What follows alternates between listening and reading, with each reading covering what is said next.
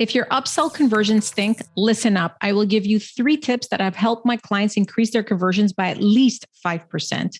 So if your front end offer is converting, the easiest way to add more revenue and more dollars to your business is really by offering upsells. Upsells meaning, other products or services that customers can buy from you to increase their order value. So I work with hundreds of 7 and 8 figure direct response businesses selling supplements, selling info products, biz ops, drop shipping, and anything that's considered high risk. I've been doing this for 15 years and I literally see firsthand what my tips do to increase revenue every day for businesses in these different niches. So I'm going to share with you a couple of things. Now, before I get started, keep in mind, you have to have an offer that's converting decently on the front end. And secondly, these tips are really for people who are, or merchants who are seeing that, their take rate is pretty decent on the upsell, but they are getting these transactions are being declined, or customers are just not able to buy the upsell. These tips you'll see are very easy to implement, and probably within a couple of days you will see the revenue just increase tremendously, and with very little effort. So the first thing I want to talk about really is, before we get started on really all the tips, is really you need to know your data. Now, I say this and a lot of merchants kind of roll their eyes at me, but I am surprised oftentimes when I get somebody's data, or when I'm hired for a mandate consulting, and the first thing I do is really get to know the data and get to know where we're at, so we have a starting point. Oftentimes, I would say, I hate to say this, but 9 times out of 10, the data that's quoted to me is incorrect. That really doesn't help, because then it's hard to kind of have a good starting point, and it's hard to know where we're going. So the number one thing is really to figure out your approval rate for each upsell. Let's say you have 1, 2, 3 upsells. You should really know what the approval rate is for each individual upsell. Now, the easiest way to do this is really to have a different price point for each upsell. So, if you have 67, 97, 147, 297, all you have to do is log into your gateway, because that is where you're going to get the best information. Log into your gateway, grab a CSV file. So go for, say, a month's worth of data, and search it, and then just download it in CSV, and then sort by price point and sort by approval message. That's it. And then you'll see how many transactions you had and how many are approved, how many are declined per price point, and that will give you your data. And this is really, really important that you take this step, or you have somebody in your team take this step, because you'll never be successful with these tips and tricks unless you actually do this first. So when you are sorting that data, one thing you should also keep in mind is to look out for how many issuing bank declines you are getting. So issuing bank decline can be also known as do not honor, or code 05. There's a couple of different ways that you would see issuing bank declines in your data. But what that means is your customer's bank is just saying, no, this transaction cannot happen.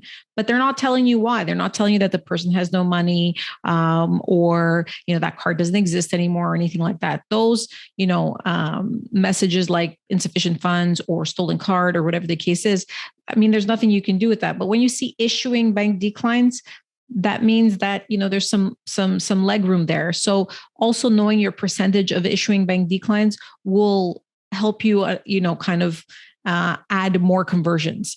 I'll explain why in a second. Now, the number one thing that you can do, and this is, again, a little bit of research on your part, but is a little bit of research and a little bit of testing. First things first is to know your MCC code.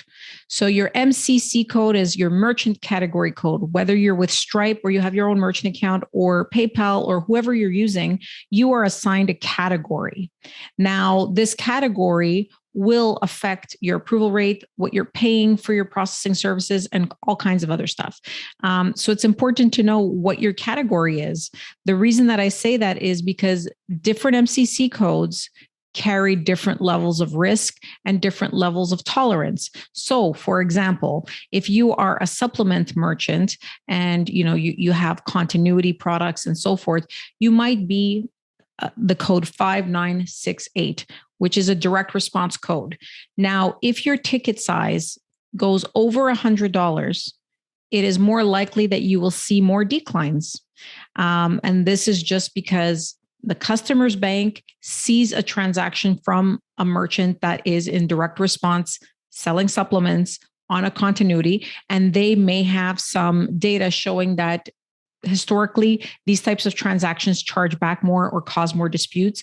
So they, to minimize their risk, what they do is that they limit the transaction size to $100 for these types of transactions, and decline anything over. So what can you do? Now, obviously, if you're selling something for $1,000, it's difficult. But if you're selling something for, let's say, 127 or whatever the case is, something close to $100, if you can drop it below $100, you will see your take rate increase dramatically. Now, I'm not going to go through all MCC codes and all iterations of this, but knowing what your MCC code is and seeing what category that is and how the price points can affect it is one big indicator. I actually have an episode all about MCC codes. I'm going to link it down below. But understanding that relationship is very important.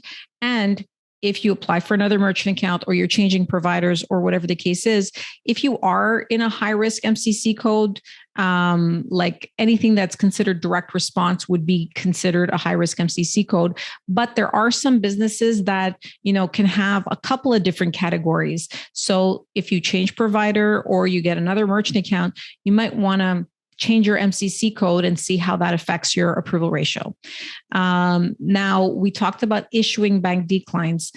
Again, just to kind of reiterate, as I was just mentioning, issuing bank declines are exactly for the scenario that I just spoke about. So, every bank has, a different risk tolerance, and that risk tolerance, unfortunately, whether you're a good merchant or bad merchant, or the customer is really trying to buy from you and just can't, the bank decides, or the customer's bank, I should say, decides that, a transaction is too risky for their profile for whatever reason and declines. In that case, you would see that message: issuing bank decline, do not honor, like I said, 05, it can be as well. So you have to understand that you do have a direct impact on that with your MCC and your billing practices and your price points.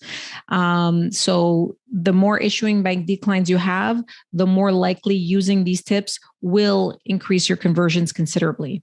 Now, the last point I really want to talk about, without getting super geeky, because guys, as you know, if you've been listening to my channel, I really get super excited talking about, conversions, increasing, your revenue and so forth. So pardon me if I'm geeking out a little bit more, but I'm going to talk about another point. And if you don't follow, or if you need more tips or on how to do it, reach out and I'm happy to walk you through this. But stagger charging your upsells. What I mean by that is, for example, let's say you have a $67 front end product, you charge it right now, and then your first upsell is $197, for example.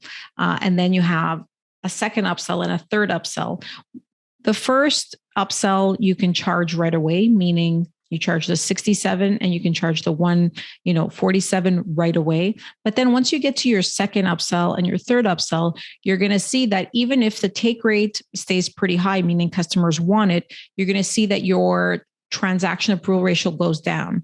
Now, the reason for that is very simple, is because a customer's bank, or, credit cards were built a little bit for the physical world. So your customer's bank is just seeing you hit their card 4 times within, the span of 20 seconds, or, just a short amount of time. And they start getting a little bit anxious as to why you're doing all these separate transactions. Because if the person was at a store, for example, they would just have one receipt and one bill for whatever they're buying.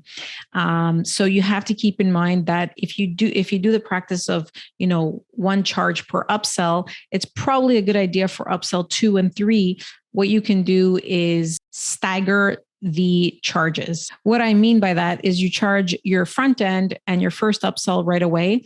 And then you know that that person's card is good, right? Because you've had 2 successful transactions. So what you do is you wait till the next day or the following day, 24 to 48 hours later, to charge for the third and possibly the fourth upsell, as many as you have after that.